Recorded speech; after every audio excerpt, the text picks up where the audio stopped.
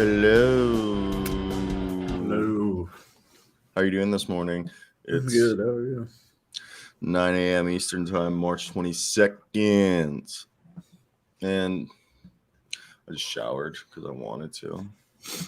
So TP, that's an early shower, dude. You're probably cold, aren't you? No, I mean, I take cold showers to begin with.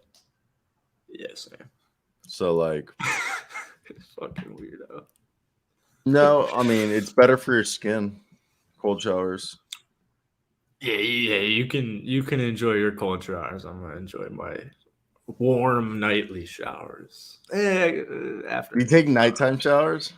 I take showers after the gym, so usually after. I shower after the gym, but I shower every morning. I'll shower 2 times, maybe 3 times in a day. Yeah, if I was in school, I'd probably get back to showering in the morning. Oh, we got Mr. Sports loving it last night. Mr. Sports 8. Yeah, it's time for the weekly or the daily check of the NBA standings because. Oh my god, that coffee was so hot. Oh my god, I just burnt my whole tongue. All right, Thunder are now 2.5 games outside of a home playoff game. Let's go to the NBA standings. And wait, before I put this on the screen, let's get some hype up music for this. Already? This is gonna be acoustic cinematic. This is just not hyping me up. It's kind of gay. Yeah, it's really gay. I felt like I was in like the homosexual Mulan.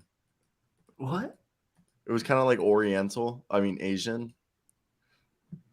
I'm so confused. Jaylen Williams a little Asian? Who? Jaylen Williams.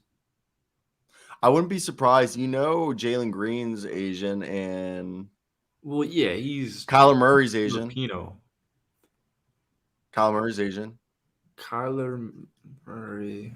Oh, okay. But Jalen, like J-Dub? No. Oh, Jaylen, like J Will. Yeah. Yeah, Vietnamese. Is he really? Wow. Yes. He's the first basketball player of Vietnamese descent. Oh, I nice. see it. I see it now. Right? I see it. I see it now. I see it now that you say it. Like I'm looking at his pictures, especially some of these ones where he's on the Thunder and he's like kind of like, I don't mean to be like condescending, like squinting. Like here, I'll show you this one. Like this one, you can kind of clearly see it. See, that's what I was thinking last night. Like I'm not even trying to sound condescending. This picture right here, you can clearly tell he's Asian. And then like, let me scroll up. There was another one right here. This one, you can tell. No, again, nothing wrong. That's really cool. I just didn't know he's Vietnamese. Obviously, yeah, there's nothing wrong with Yeah, I just didn't know he was Vietnamese. Yeah, exactly. Which is pretty cool. Soft ass society. You have to clear things up. Yeah, no, I was like, I like the Vietnam, just not the Viet Cong, the goddamn commies. Just kidding. That was just a stupid ass Vietnam joke. But all right, here we go. So we got ourselves 7th seed right here. Mr. Sport 8. Check that out, baby. You got yourself the number 7 Oklahoma City Thunder. All right. And it's Thomas, you're funny. Either way, let's get right into this. And looking at these standings, the fact that we're seeing Oklahoma City Thunders, and they also said Shea's going to play back-to-backs because there's more, there's actual games to play in, or like games that matter. There's more games that matter. So what is your thoughts right here looking at this? I think the Thunder are making the play-in at this point. What are we at? They're 36-36, so they have 10 games left. There's about 8 to 10 games left across the league for each team.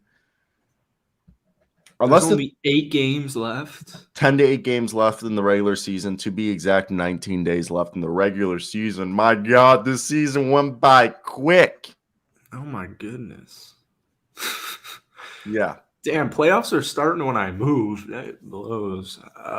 What is your plan for the whole move? I'm probably going to stay in the area till the end of the year.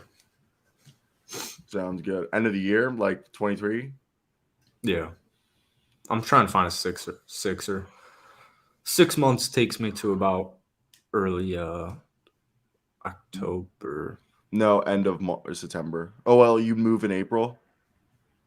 Yeah. Oh, okay, yeah. So 6 October. months to early October. I mean, that wouldn't be bad because that would give me like 2 months to adjust in Miami. If anything. Yeah, exactly. Yeah. And then, It's just Boca's so pricey, dude. I don't even really want dude, to. you look at Fort Lauderdale, Davy. Yeah, It's Fort like- Lauderdale is probably not too bad. I just It's- that I'm area gonna live concerns closer- me. Miami's starting to concern me. I want to get as far away from Miami as possible. There's a lot of Oh, shit going on in oh Miami. yeah. I mean, we're not. But fucking- Boca, I want to live in Boca because Boca seems freaking awesome. It's just a little pricey. I'm just gonna be living like closer to Fort Lauderdale for my first year while I do school, and then the second Yeah. year I'm gonna move closer to Boca. Like Boca really seems like the real deal. But back to basketball, we can talk about our Florida fantasies in later. I didn't mean to. You just pass Ooh, it. a little sexual. All right. OKC can easily climb to, I mean, at least 6. Dude, they're not even that The far 2.5 off from games the play-in, or Oh. they're not even that far off from a home seed. from I the know- 4th seed. That's what I'm saying. They're like, it's not that inconceivable. It's not. It really it's isn't. Because the Suns are missing a piece. Now Paul George is out, and the Warriors can't win anything on the road unless they're playing the Houston Rockets. No, can we agree though that Jaylen Williams is the second best player on the Oklahoma City Thunder? Pound for pound, Tit for tit? tit for tit. Yeah, second best player already. Nothing against Josh Giddey. Josh Giddey's still really good. It's just Jaylen Williams is looking like a guy who's going to be a superstar within 2 years. I'm not ready to come to any conclusions, but I can understand your philosophy. I mean, the guy, like, nothing against Josh Giddey. Like, I'm just saying, you now have Josh Giddey, Shea, Jaylen Williams, and hopefully Chet. You got 4 guys, 4 cornerstones. Yeah. OKC looks great. Yeah, Aren't they the youngest team in the NBA? I thought that was the Rockets. Well, then they're the second youngest team in the NBA. Let me see. I thought I heard. Yeah, that you're right. You're right. The Thunder Yeah. entered the season at 23.14. Good. They're older than me. They're younger than me. That's crazy. fucking They're my weird, age. dude. They're my age. It's basically a bunch of me's. I'm kidding. It's like a bunch of fucks like me are just Yeah, out it's there. a bunch of yous out there on the court. Oh my goodness. Sell. Well, I'm just kidding. No, they're really fun to watch. and I think whatever, even if they're first round and out, I think it's fine. Like, it's Yeah. the experience. Yeah. They're not going to be an easy first round out. Oh no, You no. know, They got nothing to lose. Last night, Kawhi Leonard got absolutely locked down by Lou Dort on the last possession. Like, absolutely locked down. And it's Lou Dort's been like kind of moved to the bench because of J-Dub. Like, Lou Dort's minutes have kind of gone down. Have you noticed that this season? I love Lou Dort, but like the Lou Dort special. What's down in minutes? 32? Well, like, okay, touches. Not minutes, but touches. Not move to the bench. What's Okay. his minutes at?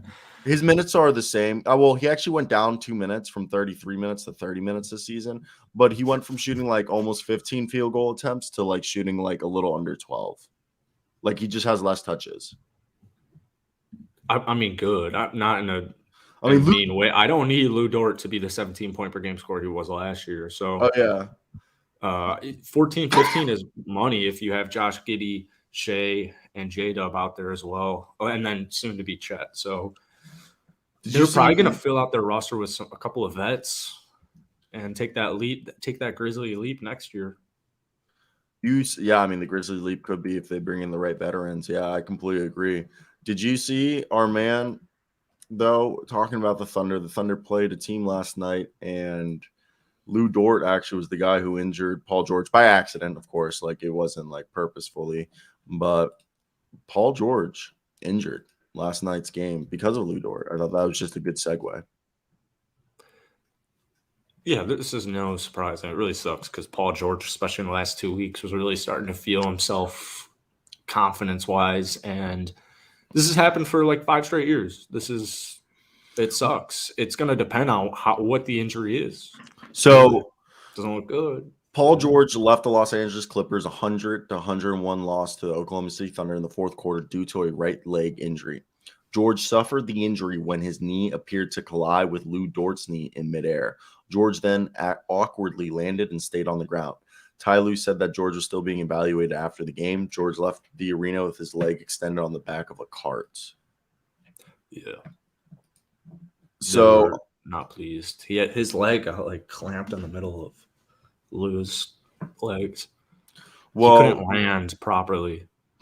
Okay, the last time Paul George missed a game was January 29th at Cleveland, the second night of a back-to-back. And 12 days after that, George missed 5 straight games due to right hamstring soreness. Prior to that, George missed 2 games in December because of right knee soreness and 7 straight games after injuring his right hamstring tendon on November 19th. So the 13 veteran has, seemed to start to get his, groove back, his 32-year-old legs, and then he got hurt. And George wasn't able to talk about anything after the game. But what we do know is that George stayed down after this. And outside of his devastating compound fracture on the same leg that he hurt last night, this may be the most concerning in-game injury for Paul George. The Clippers are expected to update George's status on Wednesday. If the Clippers can say that George is day-to-day after this hyperextension, then it would be a rare stroke of good fortune, both for George and the franchise. Even a Giannis Antetokounmpo-style recovery would be greatly welcome. In Game 4 of the 2021 Eastern Conference Finals, the Bucks star suffered a hyperextended left knee, but returned in only a week for the NBA Finals in 2021. Now, with 9 games left in the regular season, they're currently the 5th seed. They're trying to avoid the play-in, and we know Kawhi already missed time last year to recover from that partially torn ACL, and we're hoping this is just a hyperextension. But that's it. I don't want to read any more of this article. What are your thoughts on this? Well, if he's out for any type of extended period, they're effed. I mean, they're completely done. But who knows that he could get a Giannis stroke of good luck. It didn't look good, I'll tell you that. I mean, I'm saying it could even be, it could be the ACL, could be the PCL, could be a hamstring.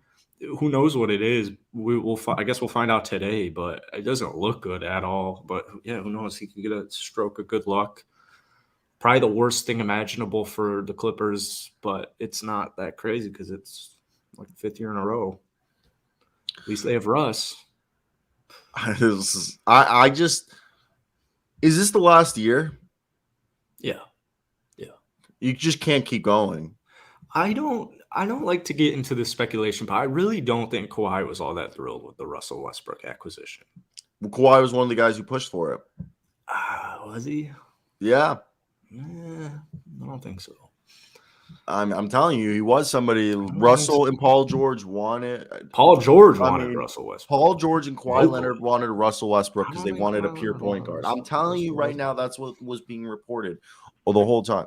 Now, Russell Westbrook will be one of the guys who will need to step up in this, Paul George role. I mean, Terrence Mann's a good guy. And Thomas Perez agrees that why would Kawhi do that? Kawhi do what? Yeah, Thomas, are you saying why would he be against it or why would he be for it? You did kind of just leave us vaguely right here, Thomas. But him and Leonard loved getting Westbrook on board. I think if he misses a week, it's fine. If he misses a week, it's fine. Max 3. I think he needs to come back before the play-in or playoffs, whatever. You need to be healthy for the playoffs. Oh yeah. And oh my God, Jalen Johnson. You are funny. Sucks for Paul George, but could be a good thing for us Rockets fans since we got their pick this year from the Eric Gordon trade. I love you, Jalen Johnson. You are funny, buddy. That's a good. Always finding the silver lining for the Rockets. And Thomas, there was a period where it looked like they were gonna fall out of the playoffs for like. You were about to get a lottery pick. Yeah. So why would he be for Russ? Because from my understanding, listening to and reading capital J's in the NBA world, they said that Kawhi Leonard and Paul George very much played the propaganda and beated the drum for Russell Westbrook to be signed by the Clippers because they told Ty Lue in the front office that they did not believe they had a true point guard on this roster and that they needed a true point guard on this roster, and Russell Westbrook was the best true point guard at the time available. Yeah, it's just 2 years ago he didn't want him. I don't know.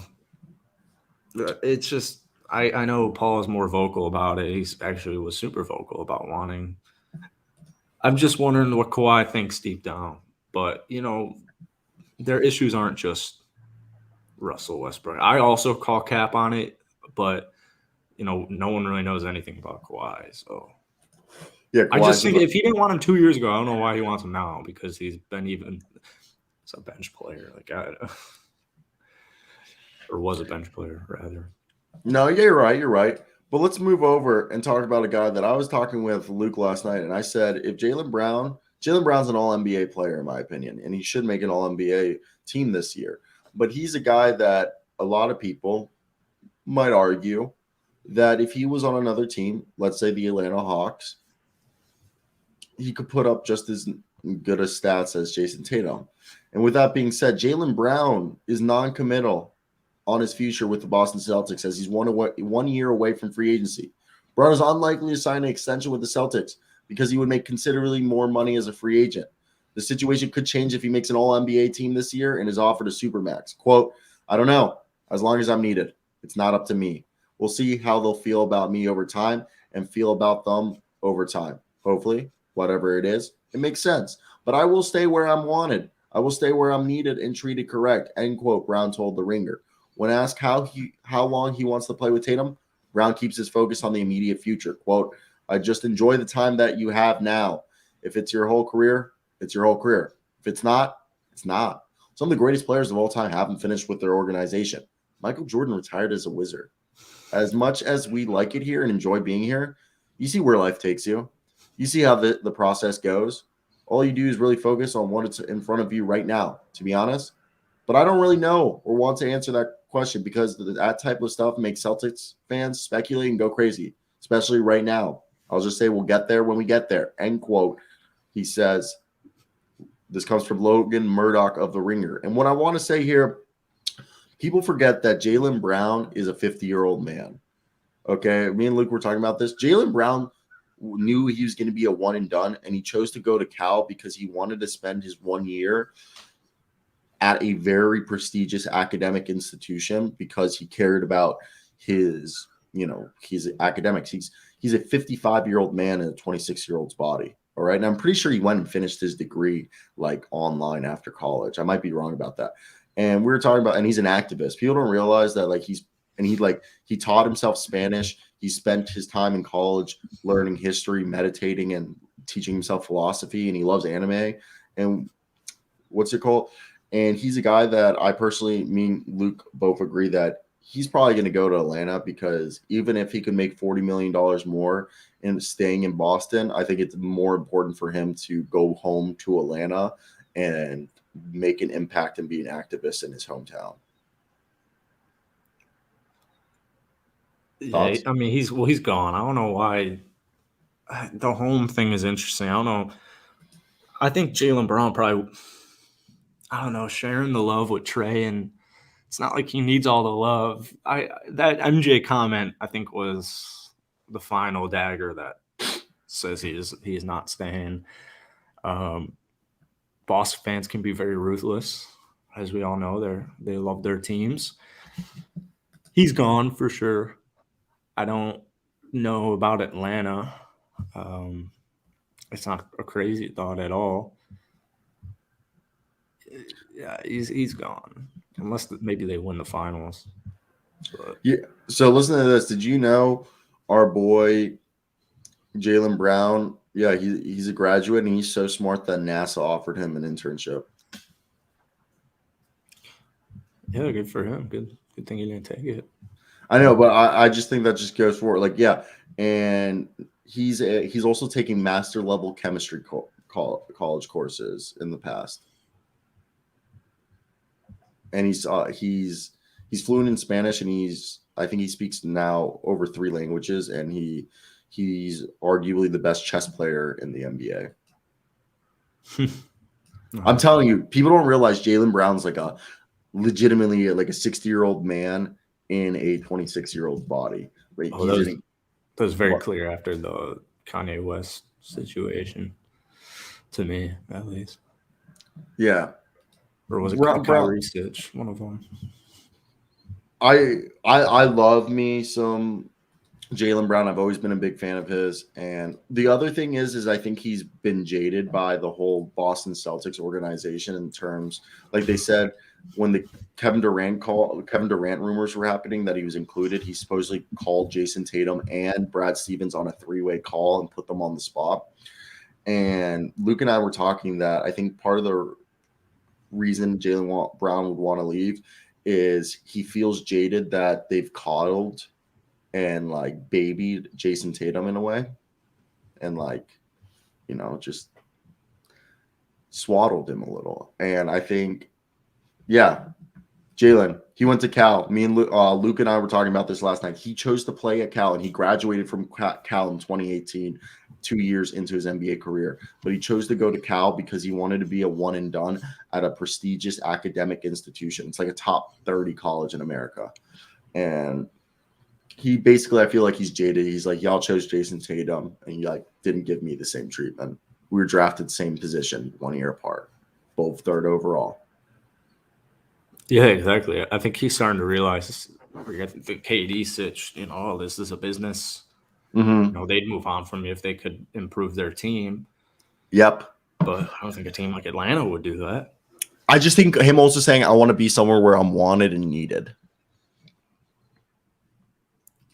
Yep, the old swaddle and coddle. People don't realize people like being babied in a way. And it's not being like, coochie, coochie, coo. It's just being like, you know, being reinforced that you're the fucking man. And, you know, like the team standing behind you, kind of how they do for Tatum. And they've never really done for Brown. And there's another guy who now says is non-committal on his future. Last night, after a loss, there was a press conference like there usually is.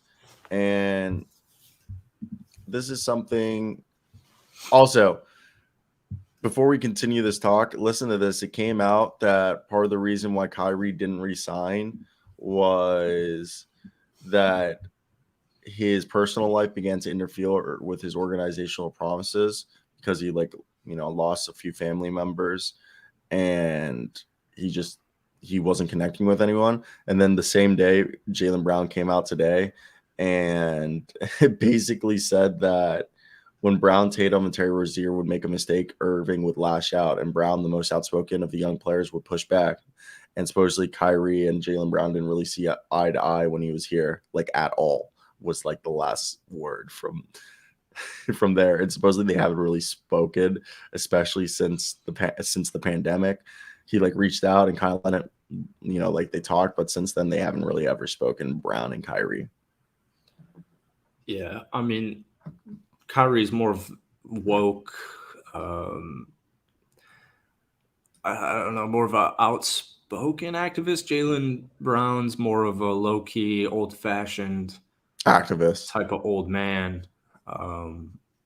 So yeah, that makes perfect sense. They're both woke. Both Jaylen Brown and Kyrie are woke, but they're different types of woke. Like Kyrie's like hipster woke, like, you know, Gen Z woke, while like Jaylen Brown's like Gen X woke. Yeah. He's like one of those parents who are woke, where they're like, you talk to them, you're like, oh, you're a cool parent because you understand it, but you know that they're still older, so they still have their old views, you know what I mean? But they're like accepting and like, you know what I mean, and they want change, but they're not gonna be over here where they're like, I'm not gonna name my child or assign it a gender for the first 10 years of its life. Who would do that? Kyrie would. I'm just kidding, but like, no, I had a class sophomore year, we were all online, and you know, like how on Zoom you would have the breakout groups, and we were in a breakout group, and we finished the work one day.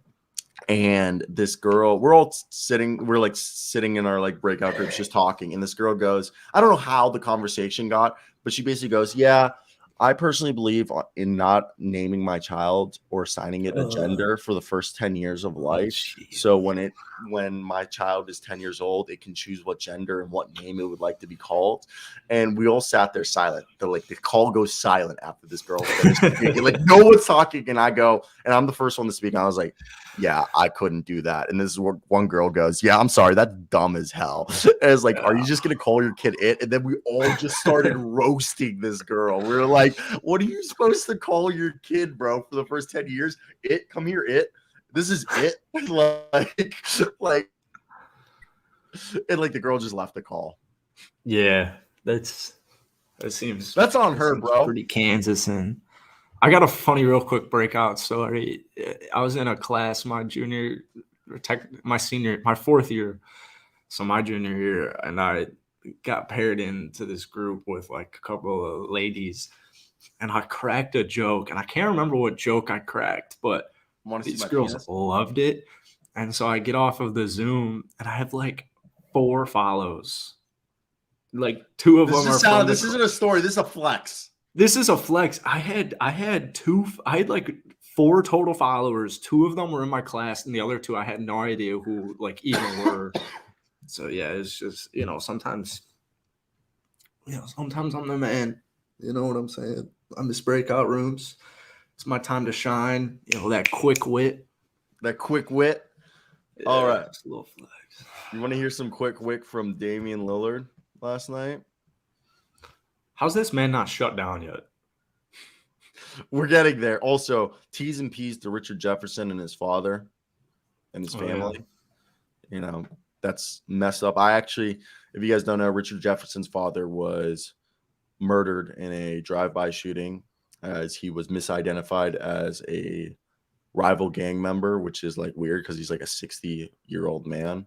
Yeah. And people don't realize how common this is. I covered 2 weeks ago a guy named Tony Baird. He was released 1.5 years after spending 1.5 years in jail because he himself was misidentified by Topeka Crips, and they opened fire on him, like 7 of them. So he pulled out his gun and he fired in self-defense, but one of his bullets went astray and hit a woman gardening at 2 a.m, and she died. And he spent 1.5 years in jail until they were able to prove his innocence and that he was self-defense and it was just gone awry. But when I interviewed him, I mean, it was just like sad. And it's just like, I mean, he felt remorseful like that, even though it was self-defense, like someone had died. But it's just Richard Jefferson. The way the guy spoke, that if he could apologize to the family of the woman that he had accidentally killed and all that, it's insane moment. And I can only imagine the family of Richard Jefferson, what they're going through. When did that happen? Because he was on the Nets broadcast last night. I think it happened like the last week. Yeah, that's crazy because he's broadcasting every single night still. I would keep working if that happened to my dad. I wouldn't stop. I need something to keep my mind off it. I wouldn't be. Again, T's and P's to Richard Jefferson. Damian Lillard's non-commental on his future. Damian Lillard says he's not interested in rebuilding. Quote, "That's not what I'm interested in. That's what's the frustrating part of it. It is talking about what's going to happen next season and us building. That's not what I'm here to do, especially at this stage of my career," end quote. Lillard said. What do you do? What do you do? This was one of the greatest seasons I've ever seen. Damian Lillard can't miss. And it might go to waste. Oh, it is going to waste. It has gone to waste. Yeah, it has gone to waste. So I've said this. We've talked about it before. They need to copy the Golden State Warriors. I mean, every team should copy the Golden State Warriors blueprint of, But I said it here. This is where I looked at last night. I made a video on this. First off, they should think about trading Jusuf Nurkic. Listen to this. I thought about this. Jusuf Nurkic, $20 million. $16 million. And right there, you could maybe even go out and get yourself a different big for this team. And I don't know who the hell did I say was perfect for this team. And I felt really confident when I said it last night. But this is a team that if you package Anthony Simons With Shaedon Sharpe, that's $30 million. If you package Anthony Simons and Joseph Nurkic, that's $40 million. And you can use, and we talked about this yesterday, Simons, this year's lottery pick, and Shaedon Sharpe is enough of a package to get you a superstar. And bring back Jeremy Grant. I believe they have his bird rights, so they can sign him later. But yeah, I think right here, if you look at this, this was the deal I said. Joseph Nurkic and Naz Little in this year's lottery pick for DeAndre Ayton. Then you trade, if you want, Anthony Simons and whatever else you have for a guy maybe like – that's where it gets a bit difficult. Like I said, if they could bring in a Mikal Bridges, trade Simons, Shaedon Sharpe, and the lottery pick for Mikal Bridges, you do it. Don't you agree? You hit it. I mean, that's if you're trying to keep Damian Lillard option here for the rest of your career, there's no time. Like as much, I love Shaedon Sharpe, but there's no time to develop him. You trade everyone young, everyone on their rookie contracts, trade them. You need guys like that can make an immediate impact. We need to set a 8 to 10 man rotation. All right. And we need bring back Cam Reddish and Matisse Thybulle because they fit what you're trying to do here. You need guys, basically wings who can play both sides of the floor, rebounders, and defense. All right. You need defense. That's what, just build a defensive squad and have either like a Chris Middleton or Mikal Bridges join forces with Jeremy Grant and Damian Lillard and use Anthony Simons, Joseph Nurkic, Shaedon Sharpe, and whoever else, Greg Brown, all right, Trendon Watford, as trade assets to get that superstar. Because if you don't do these moves on draft night, when free agency breaks, Damian Lillard is going to request a trade if nothing's been done. Oh, yeah. No doubt about that. I don't know who they could get, really. Chris Middleton could be a sign and trade. He's going into free agency. Mikal Bridges, again, do you think that's a good deal? Mikal Bridges definitely doesn't take me to a championship team. No, but if you bring back Jeremy Grant and you switch out Anthony Simons you trade Anthony Simons, this year's lottery pick, and Shaedon Sharpe for Mikal Bridges. Now it's Damian Lillard, Mikal Bridges, Jeremy Grant, Joseph Nurkic as your four guys. That's a playoff team, in my opinion. I mean, yeah, but the playoffs are fine. It's just the playoffs aren't good enough. I know. If you can build up the rest of the team, it could be something that's scary.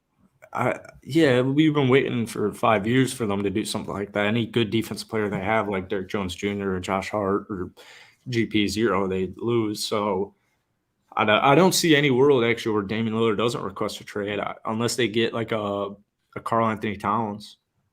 I think they need to do something like that as opposed to no disrespect to Mikal Bridges, but a little bit more of a proven superstar. I think he needs a superstar. I love Chris Middleton. I love Mikal Bridges. I don't think. Am I fucked up for thinking I'd rather have DeAndre Ayton than Karl Anthony Towns because it's defense? And I think neither of them are elite defenders, Ayton or Towns, but Ayton's at least the better defender. And the pick and rolls with Ayton. If I got Ayton, I'd also.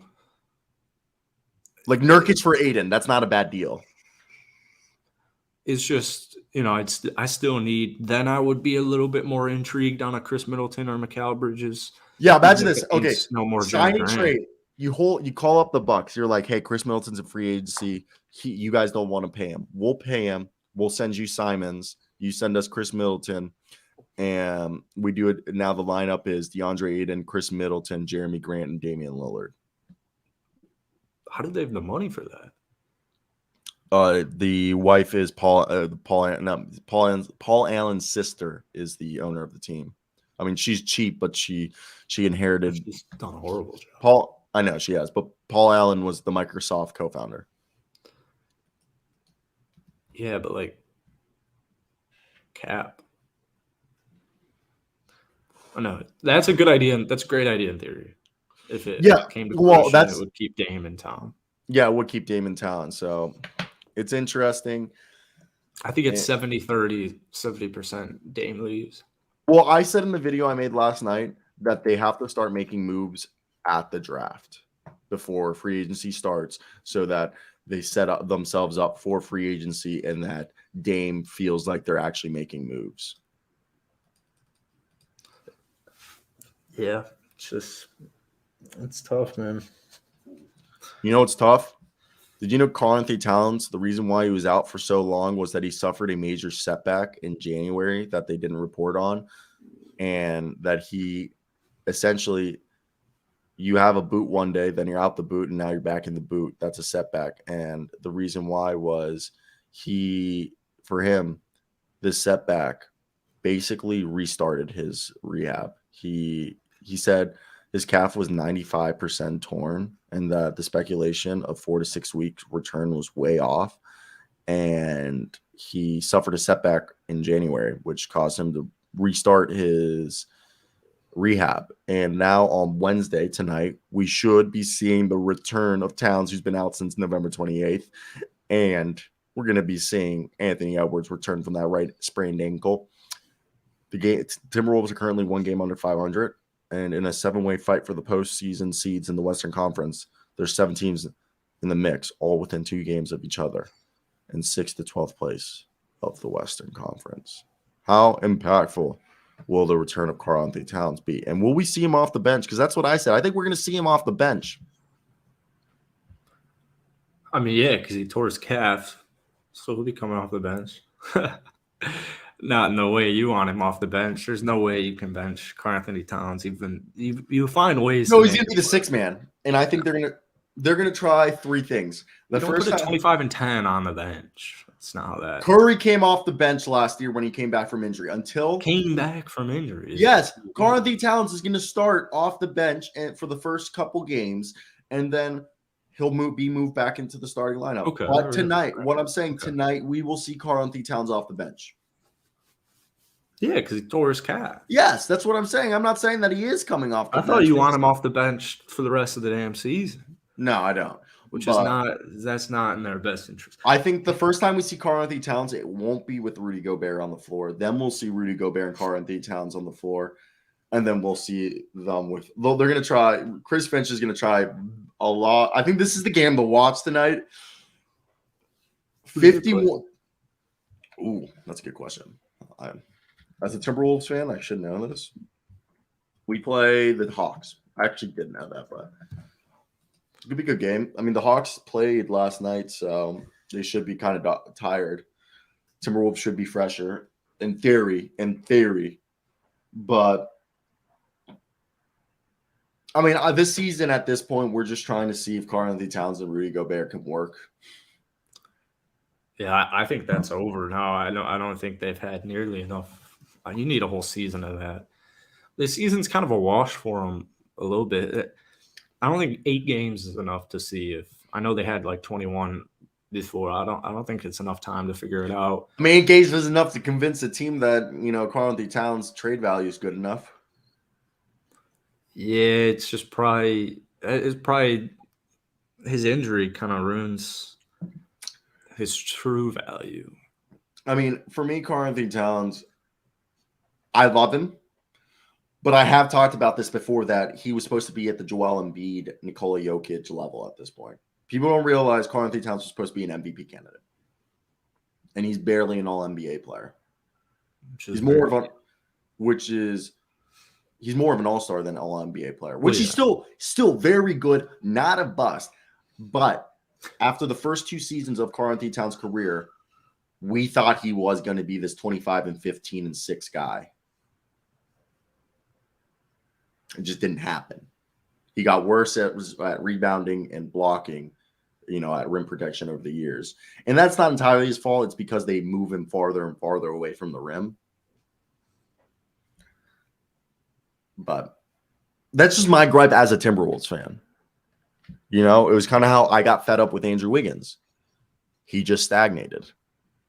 And it's a weird thing with Timberwolves that both Karl-Anthony Towns and Wiggins stagnated.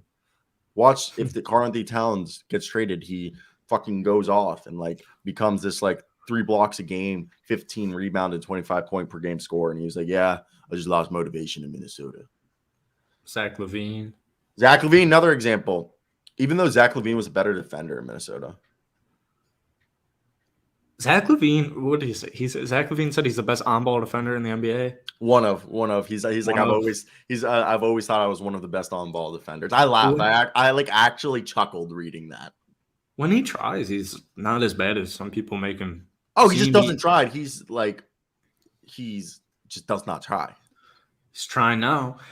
Played some point guard at Minnesota, and you'll see it on the 5 assists, 6 assist nights that he has, and I hope that's a different topic. The Bulls are different. Ooh, do my Bulls play tonight? Yeah. Here's a take for you. The Magic will finish better than the Wizards this year. How do you like that? I wouldn't be surprised. Bulls Sixers at Chicago. That's right. That's game of the night. If the Bulls win that game,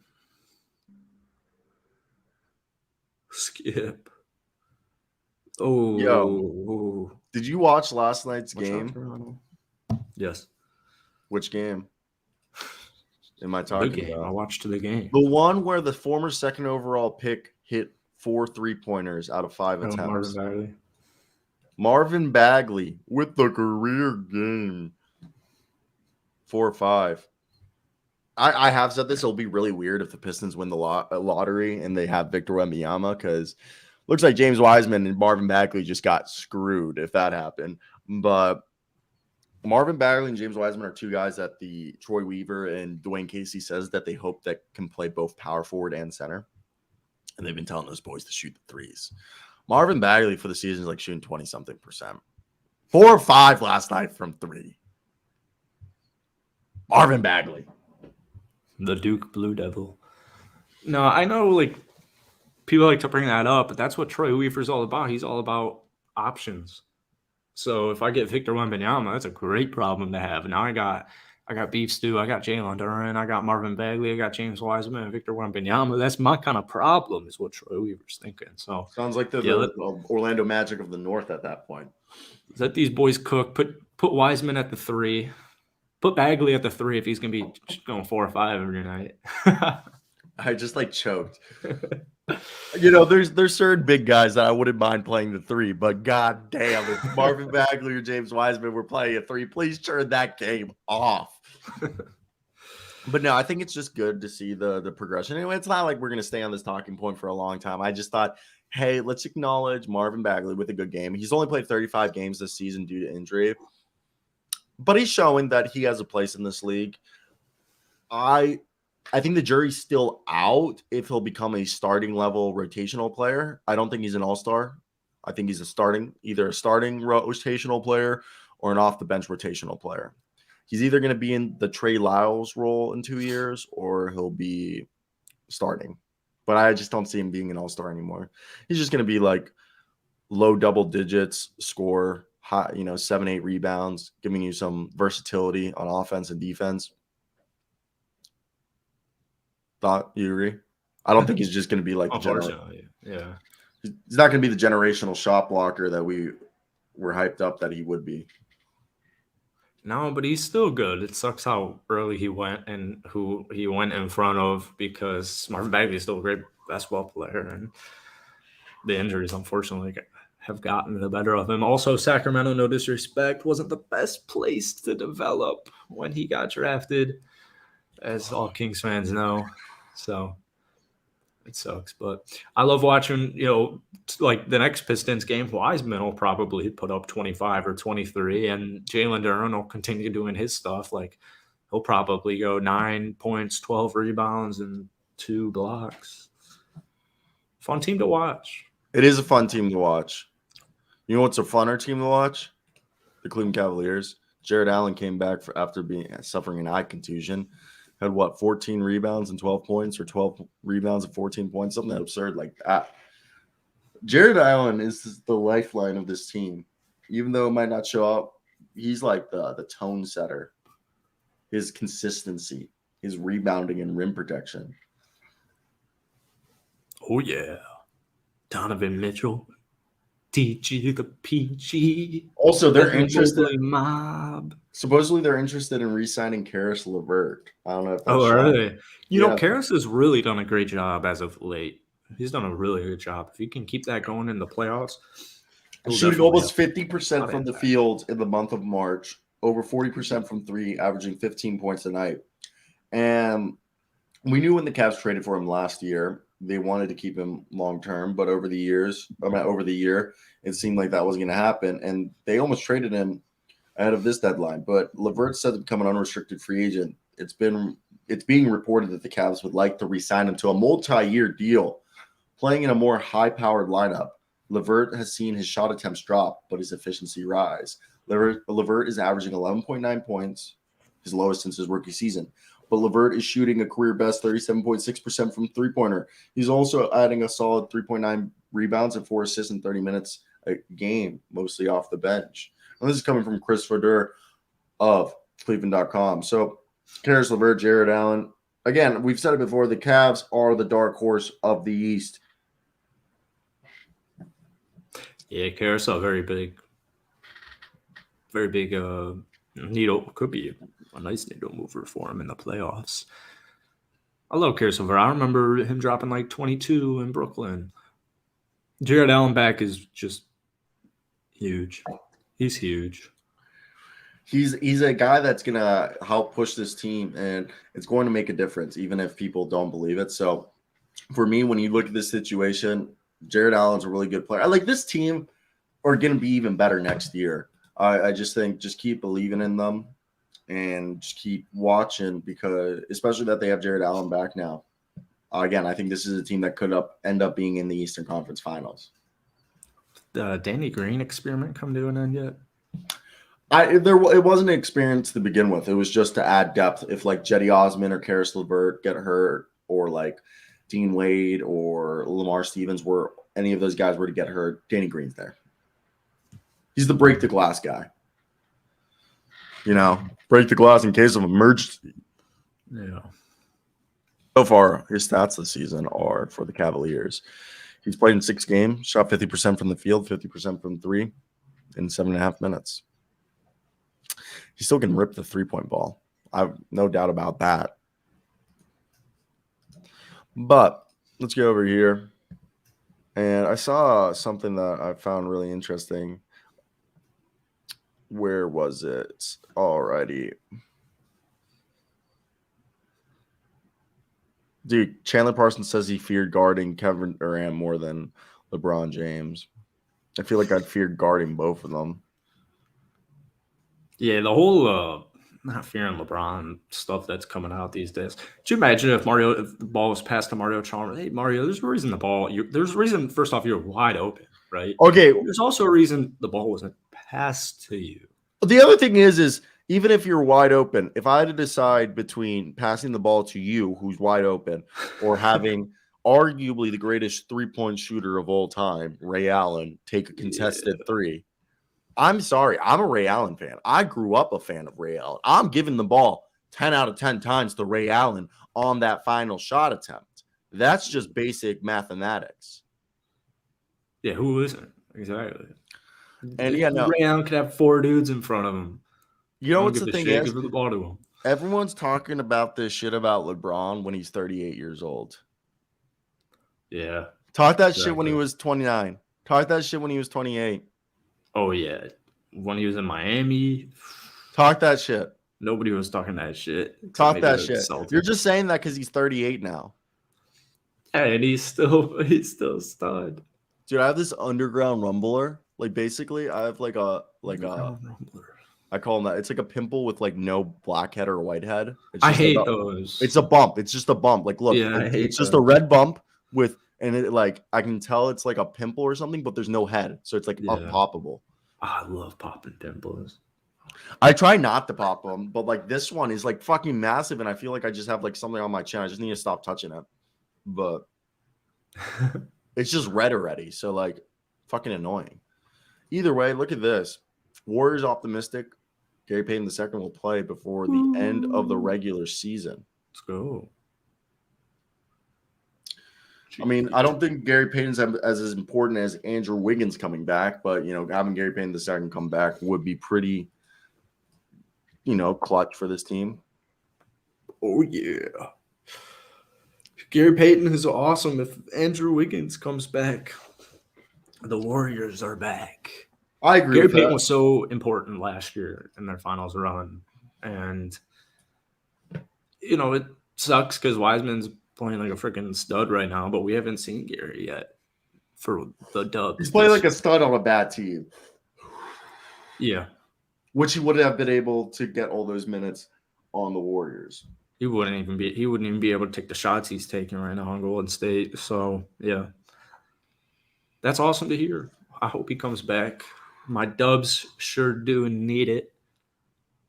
And, I mean, when you look at Gary Payton II, your hope is that he can come in and be the impact player we know he can be. I mean, so far he's only played 15 games this season, and his stats weren't even that bad when he played.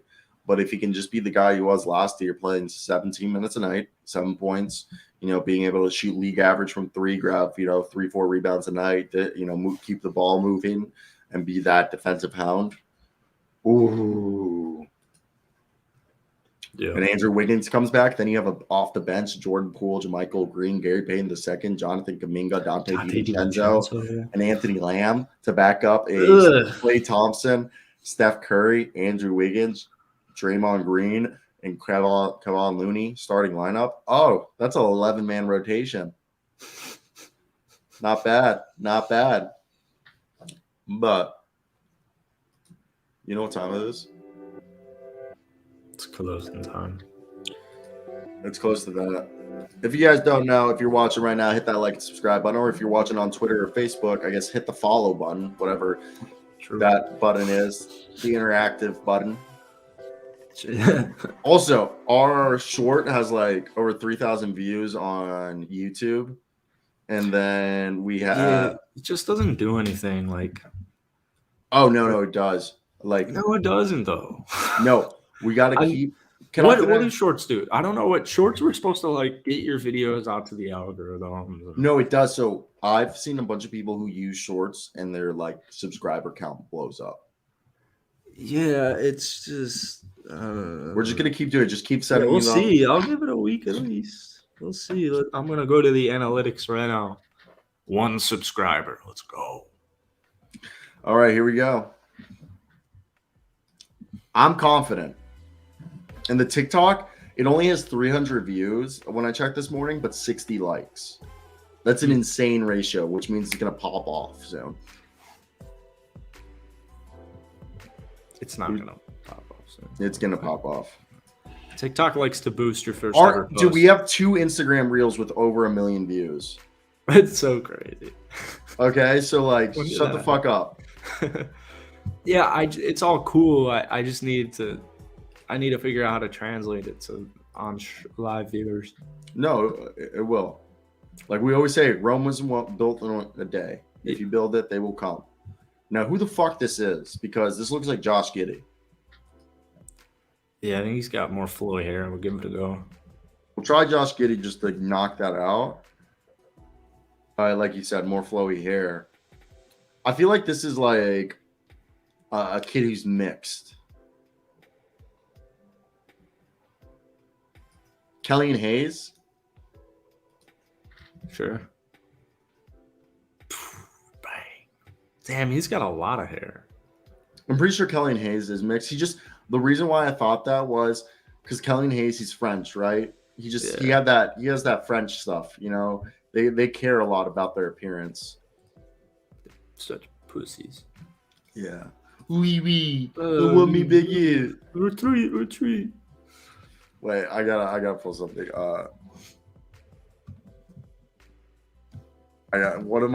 watched this movie with Luke the other day. I've seen it multiple times, but he plays like an Amish guy. Oh my God. This is one of the funniest things you'll ever fucking watch. 1 second. Come on. Yep. All right, here we go. I found it and I downloaded it. Let me uncue the music. You have hiccups? Yeah. All right, guys. We always like to show funny stuff on here. And here's one of the things that we'll show you that's pretty funny. I'll probably skip to where I want to go. All right, let me go. Recordings. What movie is that? Sex Drive. You can put Seth Green in the regular version only has 2 scenes. You got to rent the unrated version, which is 100 times more cock and 100 times more tits in it. Yeah, they have the screenwriters open the movie by saying, "Welcome to the unrated director's cut of Sex Drive. How many times have you before bought a zany and wacky movie, hoping to see more uncut feature just to see 1 or 2 more scenes? You, the viewer, we promise 100% more tits like these tits." And they just like pan out and it's a naked girl behind them. And then they cut to the other screenwriter and he's like, "And 100% more cock like this cock." And they zoom out and it's a black guy with a massive black cock over his shoulder. And like through the whole movie, they have porn stars just green screened in, running across the screen, showing their tits, or like a black cock just across the screen. But you got to watch the unrated version. No, so I'm gonna have to pass on that one. It's good. So your techno music beguiles me. Let me stick it in your ass. Let me stick it in your butt. I love the whole butt thing that Seth Green loves butt sex. Who's Seth Green? The guy on the left or right? The guy on the left. You don't know who the fuck Seth Green is? I like the guy on the right. He's always like Seth Green's the ginger in every funny movie that's ever been made. He's the voice of Chris in Family Guy. Is he really? Yeah. Yeah. Have you seen? Oh, okay. Yeah. Have you seen Austin Powers? No. All right. Basically, he's the creator of Robot Chicken. He was in the original It movie. He was in Scooby-Doo 2. He was in The Italian Job. He was in Camp. He was in Can't Buy Me Love as the little brother. Nothing. No, I've seen him though, but I haven't seen. Oh, he's a Jew. Makes so much sense. All right. Your techno music beguiles me. Let me stick it in your butt. How old are you? Old enough. This is going to happen. I want you to fight it. That's just, I'd be, wanted to be a doctor. Yeah, you got a PhD in cock. It's such a good line. What's the sexual innuendo about PhD? Oh, it's pimp and hose degree. Never mind. Yeah. All right, you got any final thoughts to the viewers? Bulls. Turn Nation. around. Bulls Nation. Gonna be doing an NBA playback live in Chicago. Jackson's leading the Bulls Nation comeback. Yeah. He's the poster child. Yeah. Your techno music beguiles me. No? I got nothing more. All right. Goodbye. See ya. Serious.